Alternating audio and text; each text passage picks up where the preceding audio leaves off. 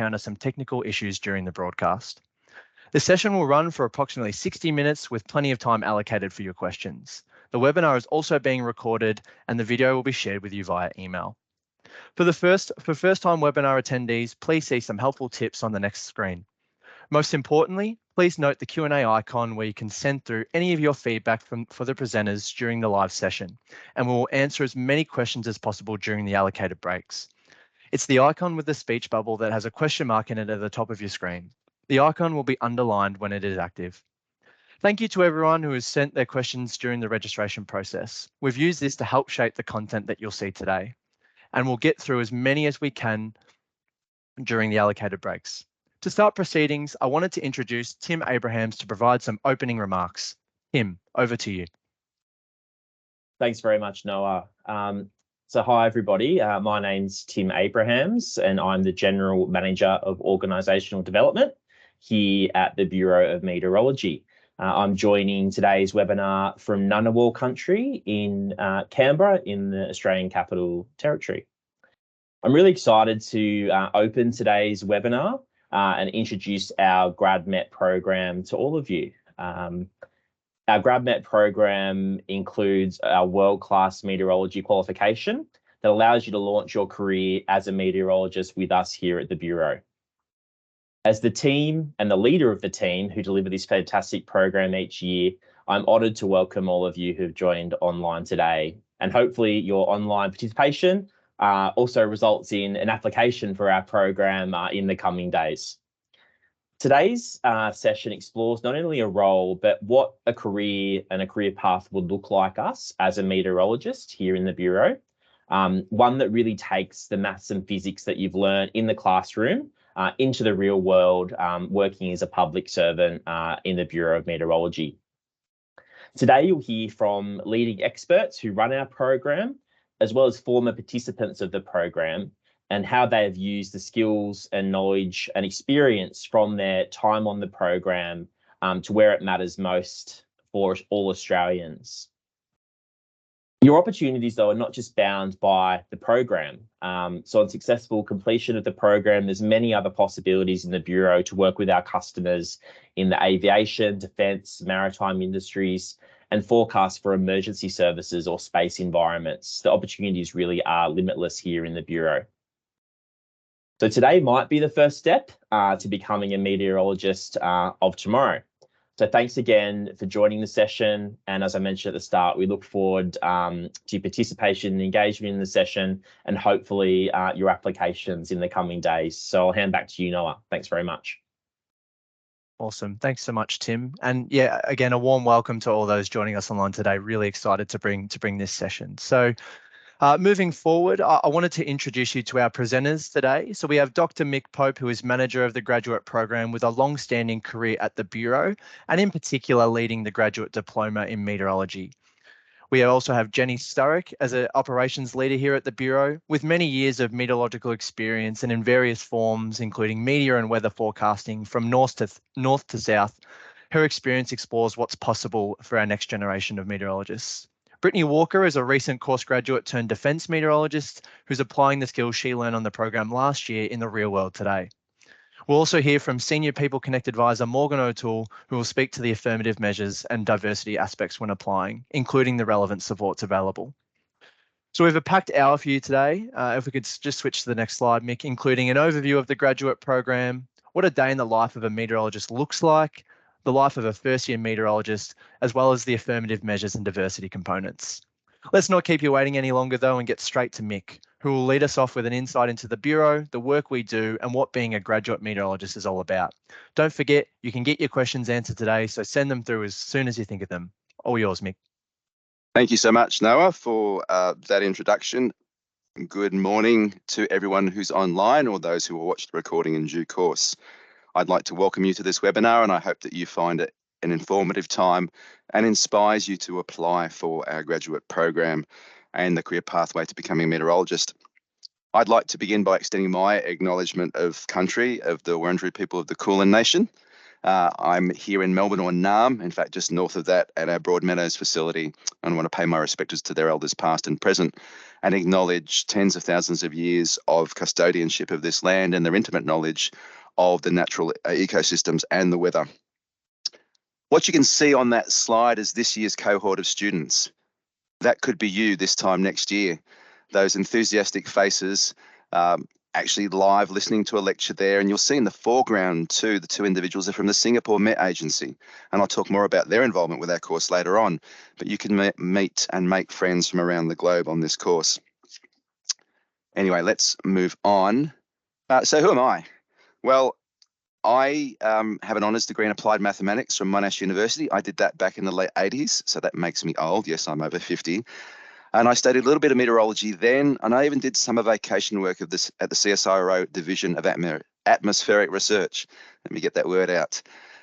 By way of a master's degree in theoretical astrophysics, meteorology dragged me back because I wanted to use my degree in a very concrete fashion for the public good and something that interested me, that I knew I was using my training, my math skills, my physics skills, my communication skills, my teamwork skills, and something that was contributing to the common good day in and day out. I worked in the Sydney forecasting office for as the system was back then, for 3 years, and then I joined the training school or centre, as we call it, in late 2000, and I've been there ever since. And you'll see one of those photos as me acquiring a PhD in tropical climate way too long ago. And a kind of embarrassing fact for you is I have a friend doing his PhD at Melbourne University, and they're still using the Pope regimes, including in his research. So I have a small legacy in research meteorology. But now, in the past 3.5 years, I've been the manager of the graduate program, and I want to tell you that I have the best job in the Bureau. Don't let anyone else tell you otherwise. And let me tell you why I think that's the case. I get to interview you, young people like yourself, or career changers, and employ you, induct you into the values of the Bureau of Meteorology, the Bureau Way, and the APS values, train you in the science and techniques of meteorology, and then watch you succeed in your careers years down the track. So I'm really excited that I get to hear Jenny and Brittany speak today to see where they've come from. And I'm very proud of them and the small role that I've been able to play in their careers. But before I talk more about the program, I just want to talk to you about the importance of what it is that you'll be doing if you do join us. As I noted earlier, I was in Sydney for 3 years in the Regional Forecasting Centre, which was our model back then. And on April 14, 1999, I went into work on time, and within half an hour or so, as the phrase goes, all hell broke loose.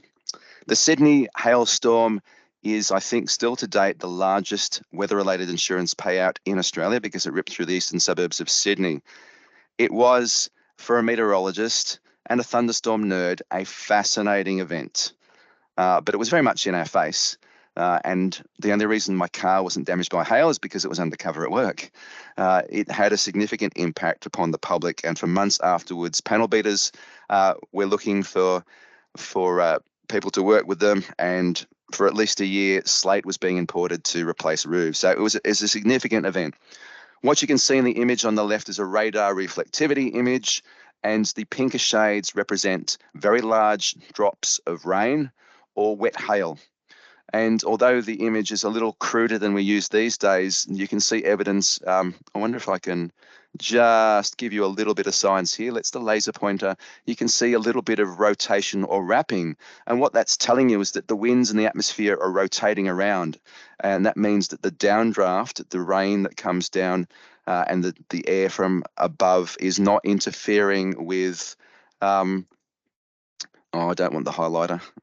Sorry. Just trying to find the right tool now. We'll stick with the laser pointer. With the updraft. So this storm lived for 3+ hours, which is much longer than your average thunderstorm. So we were, what we saw was something that initially we didn't expect. And that happens in meteorology. You are caught by surprise by the atmosphere at times. And so what it stressed to me, and I should say before I go on, here's evidence of the severity of the storm. What you might be able to see is that rather than a nice spherical chunk of ice, that's multiple hailstones stuck together as hailstones go up in the updraft and they fall back down, up in the updraft and fall back down, and recycled again and again, up to cricket ball size. which you can appreciate can potentially do a lot of damage. But what it stressed to me is the importance of good training, of being competent for a role, and the importance of what it is that we do. So day-to-day decisions that might be made, or what do you wear, or do you hang out the washing, and these are all important decisions in and of themselves. But what about the decision to land or carry extra fuel? What about the decision to put things under cover? What about where you locate your firefighters in the case of a fire? So day in, day out, meteorologists are making critical decisions that impact the general public, State Emergency Service, Defence Force, and so on. And you'll hear more and more about this later. So as an event, it really impressed upon me the importance of my job and now my role as a trainer. So I'd like to talk to you now about your career journey should you join. And there are really, the third stage bleeds into the rest of your career, but let me talk specifically or in more detail about the first stage. If you are accepted and you get through the recruitment process, then you come and do a 10-month graduate diploma, and I'll talk more about the details of that and its connections, its broader connections in a minute. But we are more than a university. We are a accredited higher education body, but you come to work each day, you are employed to study, which is a rare thing indeed. And that means it comes with responsibilities about your behaviour and about your attendance and so on, but your job is to study, and you won't find that in too many other places. It's kind of a hybrid environment, which means that, yes, there are office hours, but sometimes you're required to put in that extra effort to really soak up the material, because this is your big opportunity to set yourself up for success in your career. So you make the most of the opportunities you can and learn as much as you can. And being part of the public service flex time means you can get that time back later. It's part of your career progression, as I say, from a graduate, and this will be explained later, to a professional officer class 1 as soon as you finish the course. And I'll talk about the dollar signs attached to that in a little bit. They're important. And then beyond into your career. So it sets you up for success. Being a public speaker, I've come up with 3 T's to explain what it is that we do. The first is techniques. In the course, we will teach you the science, the knowledge that you need, and the underpinning skills that you need. Learning techniques doesn't finish with the end of the course. You're rated as competent in various roles, but we give you the fundamental techniques. We teach you about technology, about how to interpret computer models, which are ever improving, but they're not perfect. Meteorologists don't have a crystal ball that captures the atmosphere in every single minute detail, and you need to be able to intelligently interpret those and the observations of the real atmosphere and keep that narrative building and changing over time. And then finally, talk. We help you develop communication and teamwork skills that will be critical for your ability to communicate what it is that you know, because the world's best forecast is useless unless you can communicate it well. And you don't come to the world's best forecast on your own. You're always part of a team. As I said, you're paid to study a part of a workplace, and that includes values of our workplace. In the OPS, that's I care. You were to work, and you have the benefit of working in that environment, and you're meant to embody these values. Being impartial, which will begin with how you're recruited on merit. Committed to service, and the job really is all about serving the Australian public. Being accountable for what we do, the money that we spend and how we spend it. Being respectful of each other and those whom we provide the service to, and being ethical in all the things that we do. It's an incredibly rewarding environment to work in because of those values. Stage 2 and 3, the dualling process, where you'll be deployed to an operational centre and work with more experienced forecasters. And stage 3, where you gain increasingly amounts of independence and discover new roles, will be described in more detail by Jenny and Brittany in due course. So I won't say anything more about those just now. Okay. I just wanted to give you the global picture, if you like, about the course and why we do what we do and how we do it. I don't often dig into legislation, but the Meteorology Act of 1955 states explicitly that our CEO can direct us to train forecast meteorologists. And so it's core business of what it is that we do. What we do and why we do it are embedded in a document that the World Meteorological Organization produces. And so the kind of training that you will be getting is what you would get anywhere in the world to become a forecast meteorologist. And in theory, you could forecast anywhere in the world once you've trained with us. For those who like trivia and acronyms, it's a BIPM, a basic instruction package for meteorologists, and that's set out by the WMO. In fact, I had oversight over the most recent update as head of graduate training here. We are an accredited higher education provider by TEXA, and so you will receive a graduate diploma, which will enable you to go and do Masters and PhD if you don't already have that level of qualification. But also because we're accredited by CRICOS, we can take overseas students, and we do have students from the Singapore Agency, from the Southwest Pacific from time to time, and we also have from the Royal Australian Navy, who are one of our partner agencies. And their graduates complete their training, the military met training, at HMAS Penguin in Mossman in Sydney. But we also have customer agencies, as I noted, and they're the various people who come in and do our course as well. So you will meet people from around the globe and form relationships with them. We are part of a global family, as it were, of meteorology. What are your career pathways? Well, there are 4 main groups that you could end up in at the end of the course. There's the Community Services Group, and Jenny will talk about that in more detail. National Production, producing the basic forecast guidance and forecast products each day. Environmental Prediction, that issues warnings for significant weather events. And Decision Support, which works alongside customers. The Aviation Industry, which is both civil and general aviation, and so you could be issuing forecasts about volcanic ash and upper level turbulence, or dealing with the terminal aerodrome forecasts for places like Melbourne Airport, for example. National Security is working with the Defence Forces, and Brittany will talk to you about that in some detail a bit later on. And Energy and Resources is the sector that deals with the electricity providers, the energy sector in general, both traditional or fossil fuel, and the renewable sector and the mining industry as well.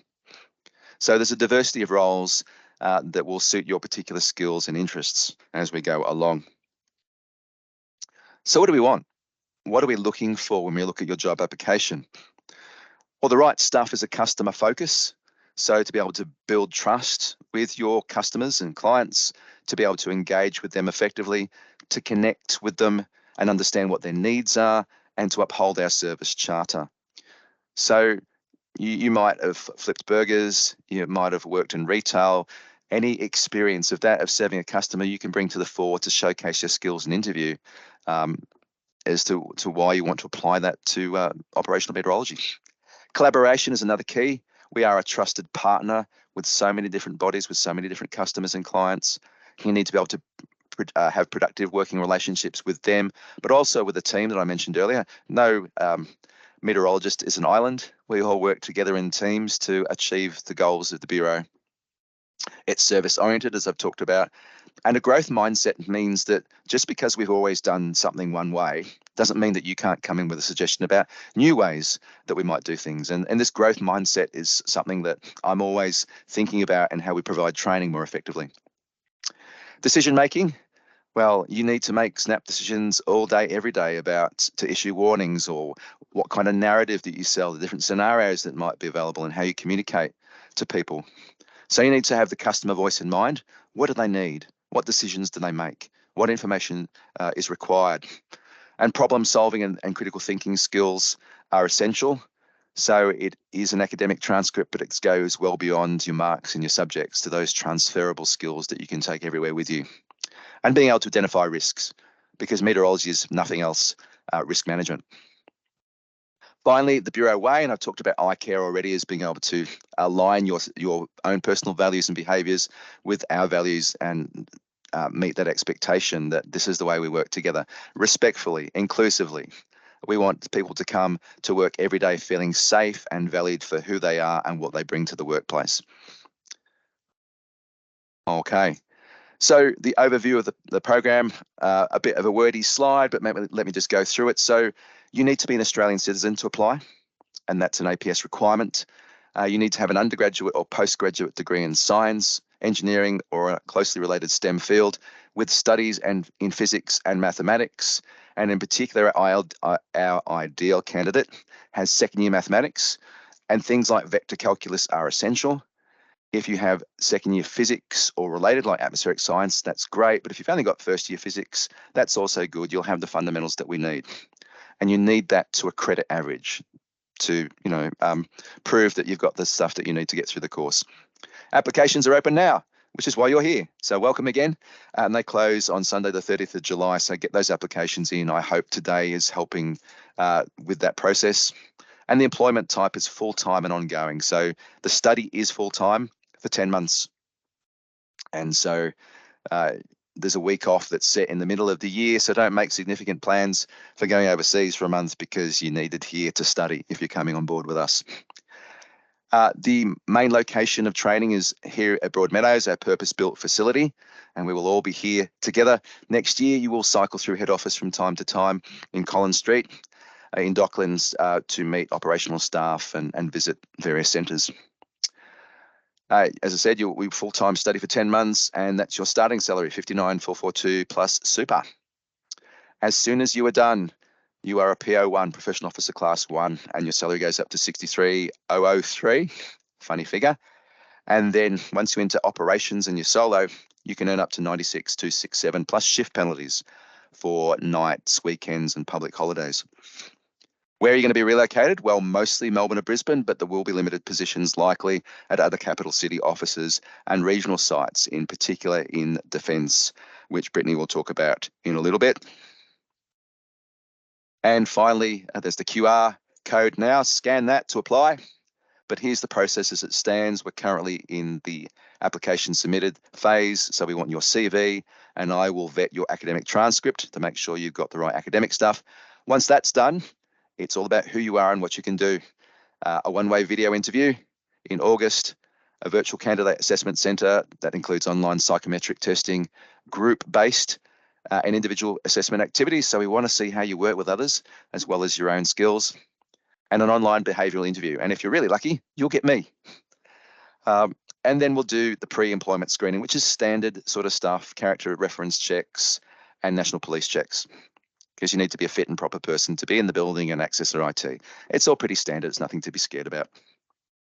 Then you'll get a verbal offer from a recruitment partner that we're using, and then a formal offer from the Bureau. And then late January, early February, you will be onboarded and you will meet me out here at Broadmeadows. And I'm really excited about the prospect of meeting you. I hope you're excited about the thought. And now that I've given you a brief introduction, I believe I'm handing back to Noah because we might have some questions.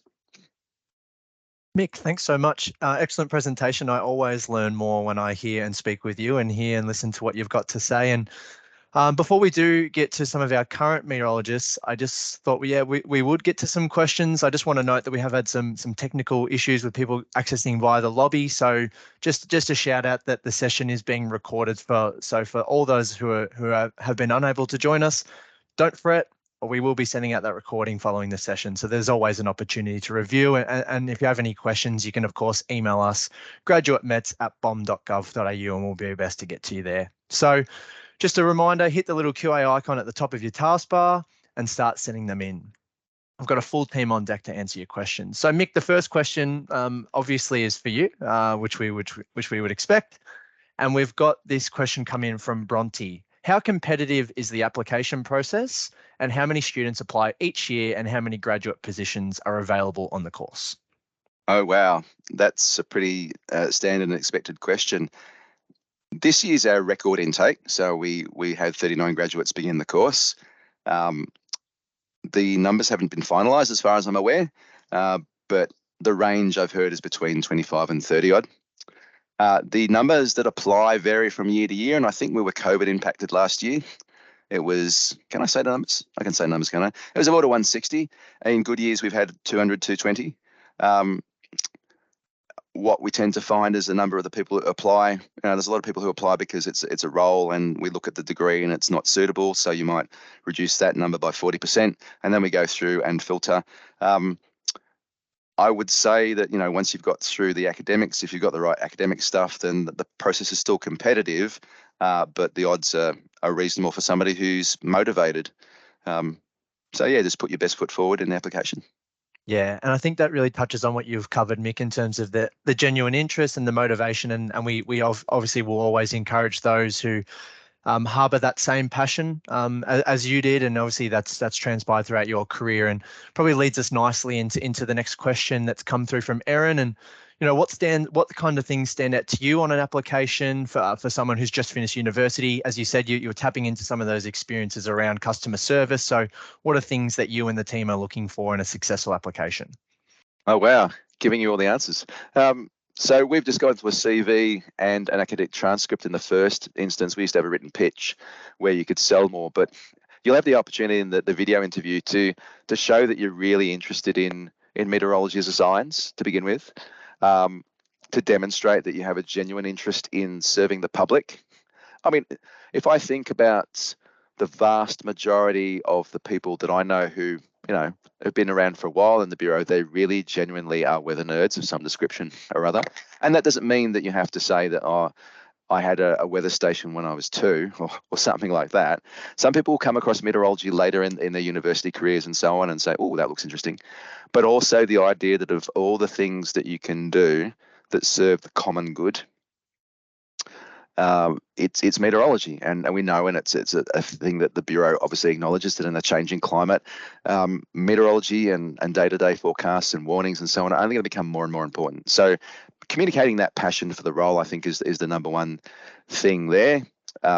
Clearly, having the right academic background is another thing. You can't massage that in any way, shape, or form. It's either there or it isn't.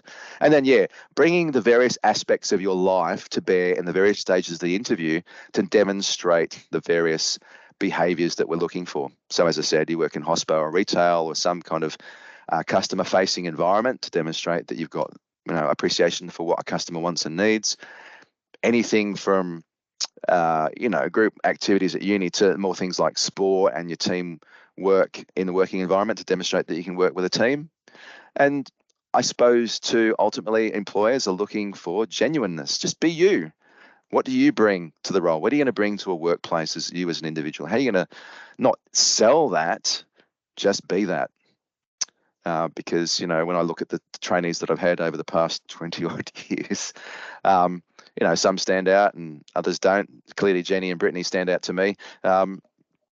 But be you and bring what you can to the role and the application. Yeah, awesome. Thanks, Mick. And I think it really does touch on the fact that if you're able to look at those key selection criteria and really understand and unpack what that is, and then are relating those to your experience, that really does lend itself to a successful application. And I just want to touch on one final one, Mick, just quickly, if you could run us through some things around, the age limit of the program. We understand that, graduates, sometimes that comes with a particular connotation around the age that is connected to that. But I just, is there an age limit? You touched on it before, perhaps not, but I just, if you could elaborate just quickly on sort of what that looks like for you. Yeah, and I did have a bullet point on that, which I skipped over entirely. 1 year, someone applied for the Bureau who was a deputy principal from a high school, and within a year of forecasting, he was my manager. So he was a career changer, and we've had many. The question to ask yourself is, and then this comes at any age, is are you willing to do shift work? Are you up to doing shift work? Do you want to do nights, public holidays, and so on? And that's a question for any age, but, quite frankly, age is not an issue. There is no barrier to how recent your degree was. The reality, of course, is if you come straight out of uni, there's a bunch of things that are fresh in your head. And if it's been a few years, we will work with you to support you. We'll chat before you join the course about books you could look at, or we've got some revision material online for precisely that purpose. So if that recency isn't there, then that's fine. We find that too with our Navy personnel come in, driving ships for a decade, haven't studied in ages. What do I do? Come and ask us questions. So the same thing would be for career changes. Because what do you bring? You bring years of job experience. It's easy to get a job when you've got a job. When you've had a job for a long time, you have a certain level of maturity that, with all due respect to graduates, you don't have that early in your life in your working career. So if there's someone who's asked that, please apply. Yeah, thanks, Mick. And a nice note to end on while we do transition into what those type of roles look like when you are, can get more senior. So, of course, our final Q&A session will be coming up in a bit. But and before we do that, we obviously want to jump to some of our really eager presenters that have got some fresh and some new ideas around and experience rather on, what a career in meteorology looks like. So I'm going to pass over to Jenny now. So Jenny's going to talk us through what a day in the life of a meteorologist looks like. Thanks, Jenny.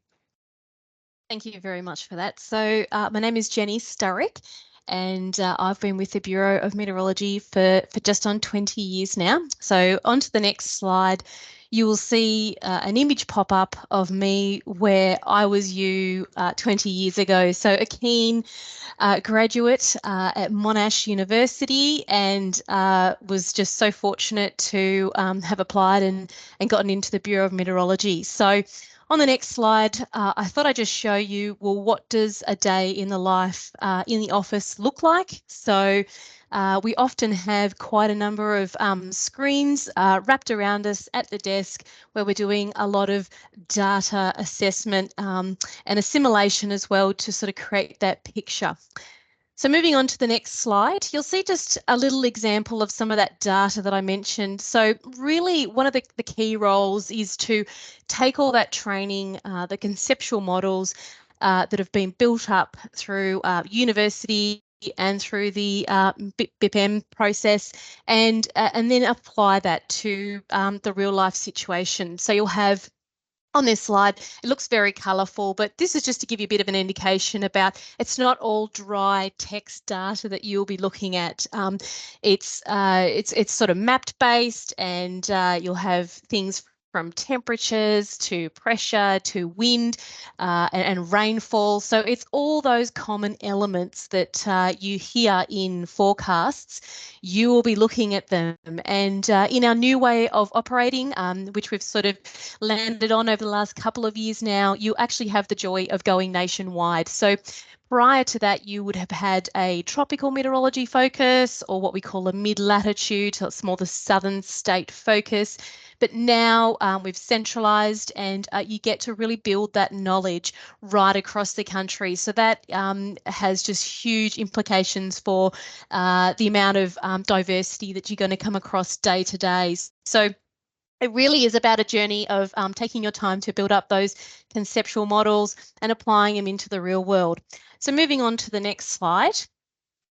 I just thought I'd show you a couple of the specialised warnings that might tickle your fancy there. So if things like tropical cyclones, if you've either experienced them or you're really fascinated by them, we obviously have our specialised units that focus on providing those services. We also have our severe thunderstorm warnings. So they are right across the country, different seasons, winter and summer. And yeah, they're definitely one of the ones that we work most closely with our emergency services partners as well. And then down on the bottom left, we've got the fire danger rating. So obviously another key area of partnership is with our fire agencies. So making sure they're fully across some of the more significant fire days that are coming up, so they can help plan and keep their personnel safe as well as the community. And then lastly, we've also got the heatwave products as well. So it's quite, as you can see, a range of different specialised areas that we focus in on our data assimilation and what they turn out to be products. So moving on to the next slide. We've just thought, we've just sort of gone through what's the day in the life. So I thought I might show you some of the other interesting things that I've been able to do during the course of my career. So it's not all directly related to weather forecasting on the bench, as we would call it. So this slide here just shows you that after the 2004 Boxing Day tsunami through Indonesia, the Australian government provided some extra funds for a specialised unit to be developed, and it was the Bureau of Meteorology in conjunction with Geoscience Australia were able to provide the tsunami warning service for the Australian region. And we also do support the Indian, Indonesian and also the Indian service providers as well. So this was a really neat program that I was fortunate enough to be in the department within the Bureau that set this up. And as part of that, we had a really neat workshop, which is two of the images you can see there. I'm working with some colleagues from Indonesia, but we also had Papua New Guinea and varied other places as well. Come and was hosted in the Bureau in Melbourne, and we were able to run through simulations and learn from them not only how they provided their warning, but also their disaster recovery services as well. So that was a really interesting spin-up time, and that service is still provided to this day as well as part of the ongoing services through national production. So moving on to the next slide, thanks. We can also see some other opportunities. Mick mentioned about forming friendships with international staff that come and learn at the Bureau. Well, this is another opportunity to go international for myself. So I was representing the Bureau going over into China in Beijing. So in their national centre there in Beijing, they do similar products and services that we do in our national production team as well. So it was amazing to go and spend 2 weeks. I was hosted there and able to see what a day in the life of their forecaster was like. We got to exchange ideas on how we create our products through high seas products, and they also had their typhoon warning centre. And also national coordination as well, because similar to how we were structured, they had a national centre and then their various province locations as well. So it was really fascinating, some of the similarities and differences, and just really being able to connect. And some of those connections I made were still reaching out, and we had some reverse exchange programs as well, where we were able to host some of their staff members as well. So it was just been fantastic, some of the diverse things able to experience. And on the next slide, I thought I'd also touch on some of the media. So this, for some people, is just fantastic. Others are a little more cautious when they want to get behind a camera. We do all forms of media, so radio, pre-records, live TV, civvy weather videos. It's fantastic.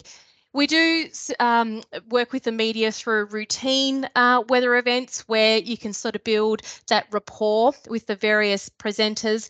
So then in the times of when we're doing them through serious events such as tropical cyclone crossings, you've already got that connection built up, and they give you a lot more airtime and also work with you to make sure all that messaging is getting out and really helping the community. So it's actually been one of the most rewarding parts.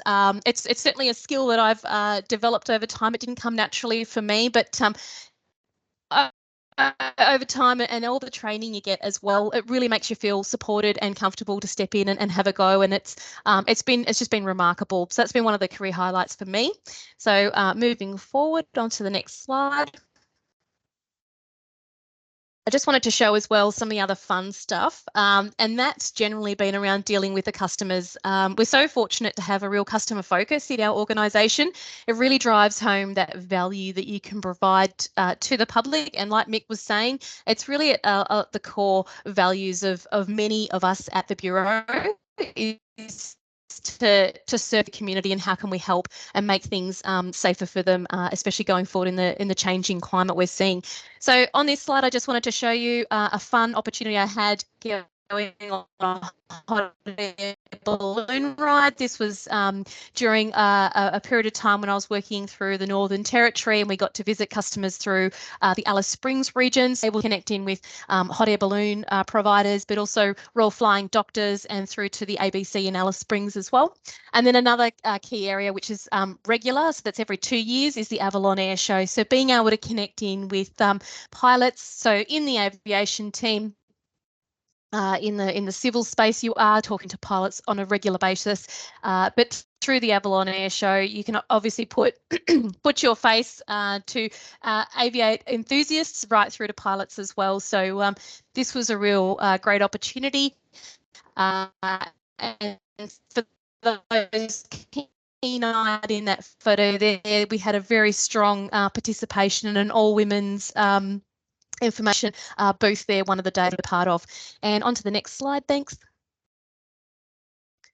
I thought I'd sort of focus in as well, lastly, on some of the non-operational forecasting opportunities that you do get as well. So the organisation's just a place where you can take your career where you want to. So whether that be into other areas of leadership, moving into more supporting roles for operation, specialised units of operations, there's so much on offer. And even over the last 20 years, I feel like I've just scratched the surface on opportunities for myself, and I'm looking forward to my next 20 years.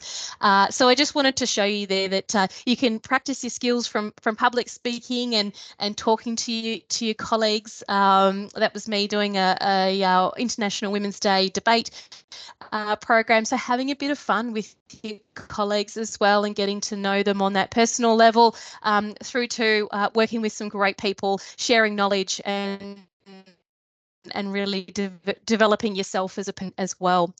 So I think that's all for my slides. Yeah. Awesome. Thanks so much, Jen. There's obviously lots to unpack, and before we make that transition, to those Q&As, I'd like to welcome Britt to speak to her experience. So, Britt, the floor is all yours. Thank you so much. Hopefully, you can hear me all okay. But as Noah said, my name is Britt. I graduated last year with my DipMet. So I was just on course last year, and now I am a defence meteorologist working with the Meteorological Intelligence Services team under National Security and Space. Next slide, please. So as I said, you have kind of fantastic opportunities within the Bureau, and so the MIST is just located based out of Canberra. So you have these just straight off course. We were getting into doing all of these really interesting forecasting. We were doing a lot of travel within national security, and you just get to see some pretty amazing things. So that's just the view outside my office at the Treasury Building in Canberra at about 6 in the morning. It is shift work, so you do get some early hours as well. Next slide, please. So I don't have many fancy pictures of myself graduating like the rest of my cohort, because I graduated during COVID. So we didn't really get the chance to have any of those pictures. But instead, I thought I'd give you a description as to why I think the work we do at the Bureau is worthwhile. So this is my street and around where I lived growing up. And after this particular experience, and which I'll show you shortly, I wanted to make a difference with my degree and feel like I am contributing to the world as a whole. So just next slide, please. So on 2019-2020 New Year, my street burnt down in some pretty extensive fires that were over New South Wales. This happened in a place called Lake Injola, so over 120 houses were lost already. And the Bureau of Meteorology made some pretty impactful decisions in helping RFS. They have also helped the people who were in planes dropping large amounts of water on top of these fires. And it's one of those ways you can make a difference and help in these types of situations as well. Next slide, please. And just a bit as to why I wanted to be a defence grad. You have this fantastic opportunity to travel. So a lot of my colleagues that I graduated with ended up in CSG, as Jenny just described, and aviation. So they're based out of Melbourne and Brisbane. And they didn't quite have the same opportunities that I did. So given that defence meteorology is based all across Australia, we have offices in Perth, far north Queensland, New South Wales and Victoria, and the Northern Territory. I've had an opportunity to go out and visit my colleagues there, which was super, super fantastic. So the first thing we did was we basically went to Canberra. So that's just a picture of us there with our manager as well. One great thing about the Bureau of Meteorology is they're fantastic at employing staff. I've met some of my best friends on this course, and that was just amazing. Next slide, please. So another great thing about defence meteorology, it's truly like living in a Top Gun movie in some particular circumstances, working with fast jets and the kind of environments that you're put into. A lot of the time it's very serious. There is a reason that you are stationed at these bases in order to try and keep people safe. There's a lot of briefing that you do as well as a part of the role. So you're not briefing to that media, but you are briefing in a military to a military perspective, if you will. And it's just super interesting. You get to watch fast jets take off. They buzz the tower. They do a lot of that aerobatic flying on the occasion. So as Jen said, at the Avalon Air Show, it's something you kind of like half get to experience every day. You also get to work with some of our helicopters or our rotary wing of our army. So I just spent some time in Townsville as well, working with Chinooks and MRHs, which is really fantastic because you just get that pilot's perspective about how your work is impactful. Not only that, but Crystal there, who you can see in the photo standing next to the pilot, flew down to Oki during the floods last year and really helped significantly in aiding people and helping these pilots make decisions to help people as well. So just that impact that we can have with defense in helping people is really fantastic, and it's something I really like about national security and space. Next slide, please. So as I mentioned, I've had a significant opportunity to travel within my first year outgoing as a graduate. So far, I have been to Canberra. We did our defence conference in Adelaide. So we went and looked at the Space Forecasting Centre, which is what you can see in the bottom right-hand corner. Up at the top right-hand corner is Catherine, because we did go visit our meteorologist out at Tyndall. Following that, we went to Townsville. And I've just spent the last 3 months in Townsville training, even though I did get posted to Canberra. So you have this fantastic ability to travel. And since our staff are so scattered, in order to do leave relief and things like that, you have more opportunities to travel. Next slide, please. So as I mentioned, this is just some shots of Townsville and some true monsoonal weather on the far right there out at Tyndall. Like I mentioned, you get to visit some beautifully amazing places, and it's not something that I got to do so much when I was younger. So this is something that I have had an amazing opportunity to do. It's fantastic. I would recommend everyone applying to defense, because this is just an experience that I don't think I would ever have been offered if I hadn't come to this role, which is pretty fantastic. Next slide, please. And we're handing over to Morgan as well. Thank you. Thank you, Britt. Welcome, everyone. Good morning. My name is Morgan O'Toole. I'm coming to you from Wurundjeri country in Melbourne, or Naarm, and would like to acknowledge the traditional custodians of the land on which I'm presenting from today. I pay respects to their elders past and present, and extend that to any Aboriginal and or Torres Strait Islander people joining us today. I currently lead the People Connect team, which manages the Bureau's day-to-day HR operations, which includes getting you on board should you be successful. So the Bureau strives to be a diverse employer and commits to fostering an inclusive workplace that's culturally safe for all. We recognise the connection of Aboriginal and or Torres Strait Islander people to the land and waters on which we operate, and respectfully acknowledge the traditional weather and climate knowledge that has been passed down through countless generations of Aboriginal and or Torres Strait Islander people. The Bureau is committed to the employment and retention of Aboriginal and or Torres Strait Islander people, and to support this commitment, we're offering affirmative measures positions on the Graduate Meteorologist program.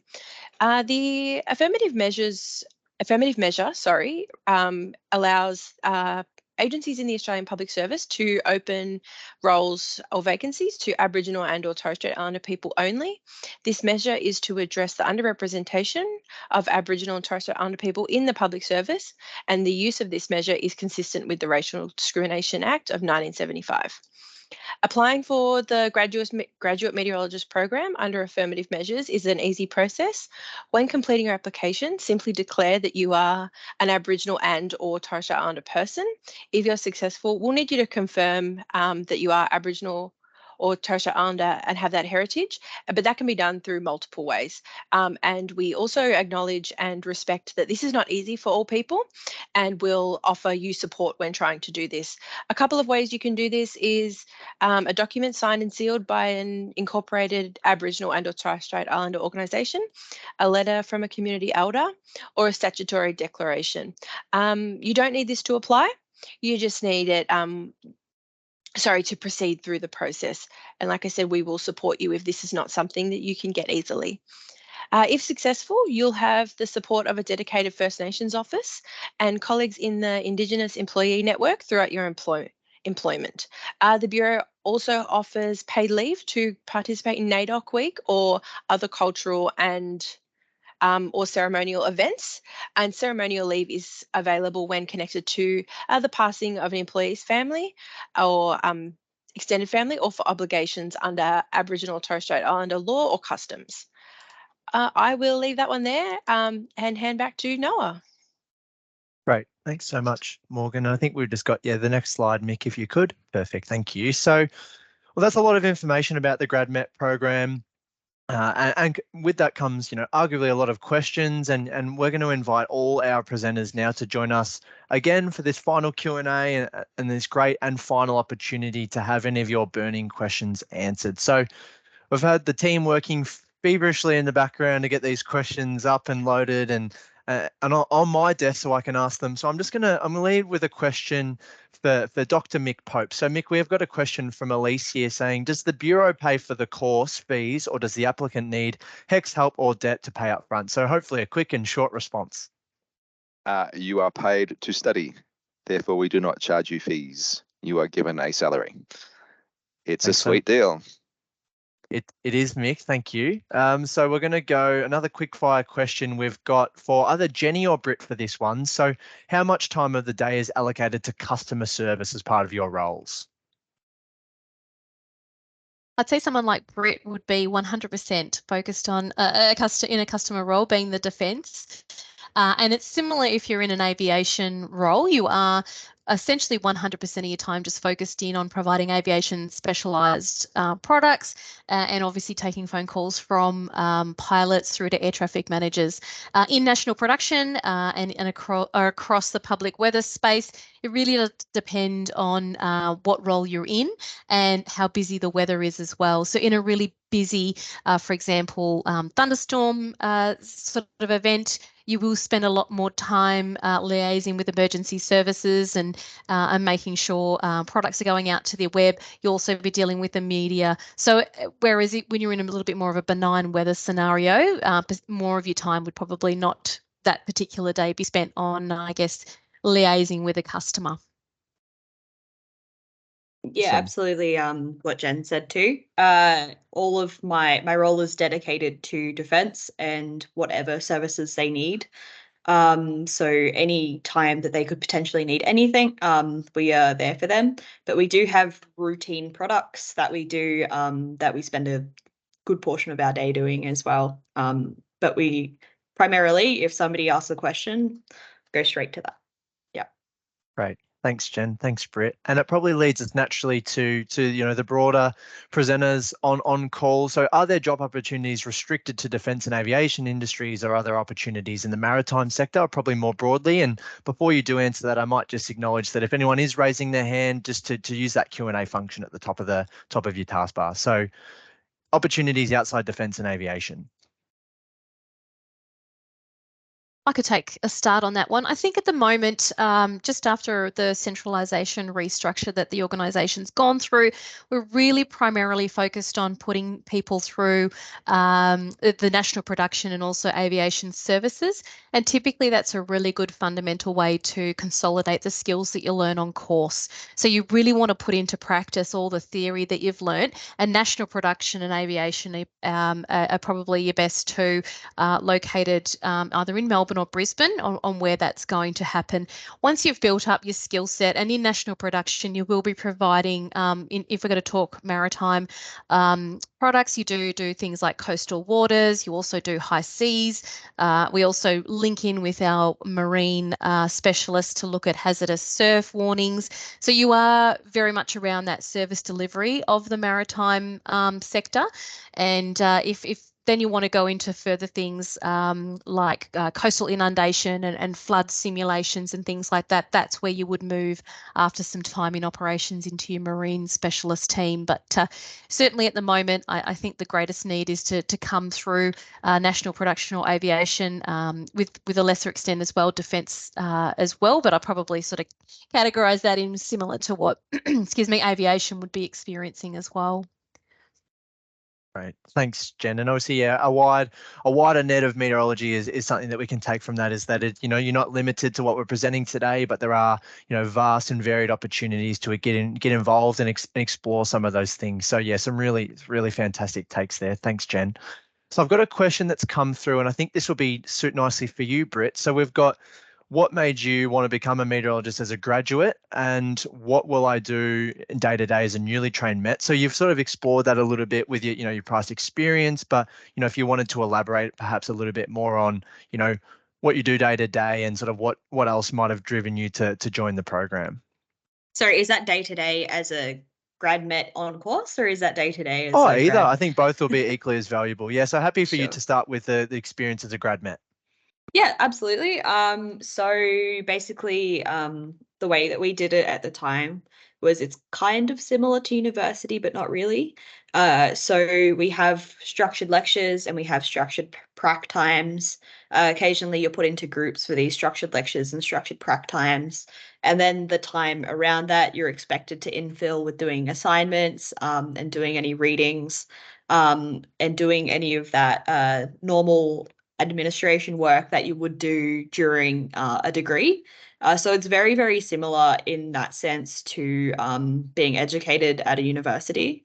Obviously, with the Bureau, if you're expected to move, there's other administration too associated with that, which are also on your paid times. It's not university. It's a good thing to keep in mind. And the time periods that you're assigned to do that work is what you should be trying to stick to, because it is a job. So yeah, a normal day in the life could be get there, have a couple lectures, have a prac, and then go and study with some mates and colleagues. Yeah. In terms of my day-to-day, I wake up very, very early, depending if I'm on a base or if I'm working at the MIST. Base starts at 5 a.m. normally, and there are 2 shift structures. So at our Defence Weather Services offices, you have 2 shift structures, and they're the only people who are on shift work who don't work at 3 in the morning. So they are very fortunate in that respect. Shift work can be on the more difficult side sometimes too, but it really takes the right person, and yeah, I like it. Awesome. Thanks, Britt. I've got a question coming in from Katie here. So this is right up your alley, Mick. So would applicants without a physics subject in their undergraduate degree be accepted? So this, might want to explore the options, potential bridging, or, what sort of supports are available to someone in a similar position to Katie. Yeah, the recommendation is to go and do the extra study. We can consistently find over the years, I'm sure Jen and Brittany can affirm this, is that it's a very busy year. We don't assume that people coming in have any meteorology whatsoever. So we really do take you from go to woe, from how to interpret the data, be it satellite meteorology or radar meteorology, about the fundamental dynamics of how the atmosphere moves, about thermodynamic structure, is it unstable? We get thunderstorms, will it rain, types of rain processes. I could go on and on. Jen talked about the difference between the mid-latitudes and the tropics and the particular patterns. There's so much to learn. And as I noted earlier, the World Met Organization specifies the things that we need to teach, that a meteorologist needs to know. And included in that document is the prerequisites. And it's with the understanding, and I say this with over 20 years of experience being involved in the training game, that if you come in without that prerequisite knowledge, you'll be forever trying to catch up. And I want you to have the best possible experience in your 10 months with me and my fantastic team. I want you to be set up for success in your career. And if that means one more year to go and to do something online at a university so that you are ready for the study rather than really, really swamped for the entire year, I think that's a really good investment of your time if you're really passionate about Met. go and do that first year physics a couple of subjects to round yourself out. Great, thanks, Mick. And I just want to acknowledge that there's lots of questions coming through, and we want to get to as many as possible, which means we may be going over time. And I realise there's been some issues with accessing the lobby, so I'm hoping that if anyone is willing to stay on time, we might extend the session by about 5 minutes to get to some of your additional questions. And of course, if you can't, you can always join later and watch the recording that we'll send out via email. So I've got a question coming through here, and this is probably open to the floor, around what role does AI play in sort of your roles as meteorologists. This has been a very topical as part of the Bureau and the broader society's conversation around artificial intelligence. So I'm happy to open it up to any SMEs, particularly, Britt, you might have heard it recently, but anyone else open to it. I would love to answer this. So basically, we have modelling. That's what we use in our job, and what Jen had on some of her slides. So already we've kind of gone into this with a,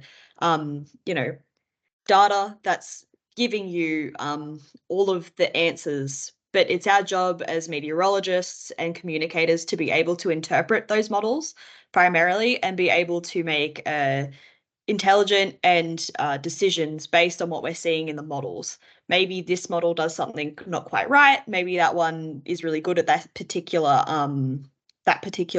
value, and that's where our job kind of lies, and the communication of that. So in particular, especially with AI, and particularly in my role in defence, trusting AI beyond any recognition is not what most people do. It's not what people trust. And we are a trusted organisation in our communities, and it's important to maintain and build that trust. And putting a face and a name to that particular area is super, super important. Obviously, it's ever changing, and how we use these products will always be ever changing, and how we adapt. However, there's never not going to be meteorologists, because our jobs primarily are communicators and interpreters, basically. Yeah, really good call out. And I just wanted, Jenny, did you have any extension on that, or are you happy for us to move to another question? Yeah, I will just springboard off that, the role of meteorologists. It is all about managing risk as well, and it's the public is certainly one of our number one customers, but I think behind the scenes as well, our involvement with other emergency stakeholders is just so paramount. So they always want to come back and talk to the forecaster. What do you think is going to happen? Where's your expertise leading you to understand where this event's going to sit on a scale of benign to disaster? And it's all about what Britt was saying in that trust. So when they have to get up and in front of the media and evacuate a town or close schools, they want to know that they're doing that off the best source of information they can. And by asking the questions they need to ask and really interrogating the data with us and understanding the margins of error and things like that, that's certainly the big role. And I don't think artificial intelligence could replace that yet. It's certainly not in that space. So I think that's a really key aspect of the role that perhaps as the general public might not know occurs behind the scenes. Yeah, thanks so much, Jenny, and thanks, Richard, to sort of some co-related questions there around AI and the impacts, and something that, a conversation that will be ongoing, I'm sure. I'm conscious that we are close to time, so I'll leave with one final question, and this is specifically for you, Mick. So has the application process changed compared to last year?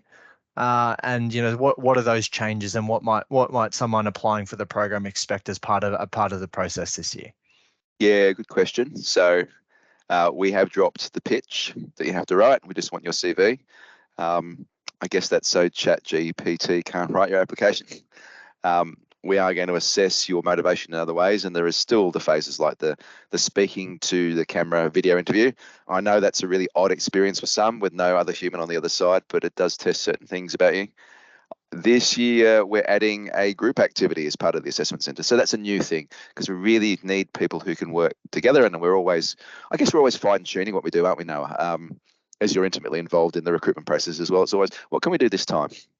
let's tweak this, let's tweak that. But a lot of it is similar because, I mean, we've been doing this a long time and know what it is that we're looking for. So it's tweaking around the edges, I guess. Psychometric testing is important. We want to get inside your head that you can cope with the environment and the stress, and that you've got the good thinking skills and so on. So each element is very deliberate. It's not meant to be a hurdle, but it is meant to bring the best out in you and let you demonstrate how suitable you are for the role.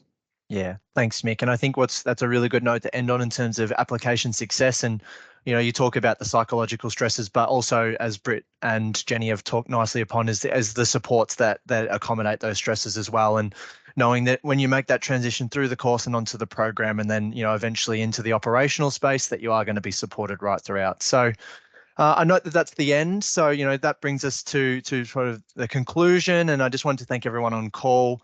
I understand if you do have any outstanding questions, graduatemets@bom.gov.au is the best contact to reach us.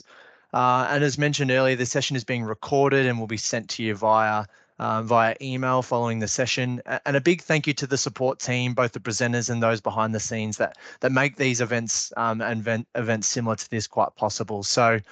And also to you as our audience for joining in, for logging on and to listening. We really do appreciate you taking an hour out of your day to come listen about what a special career in meteorology looks like, and some of the special people that we have as part of this organisation as well. So I hope you've enjoyed the session, and we do hope you'll join us again soon. Thank you so much.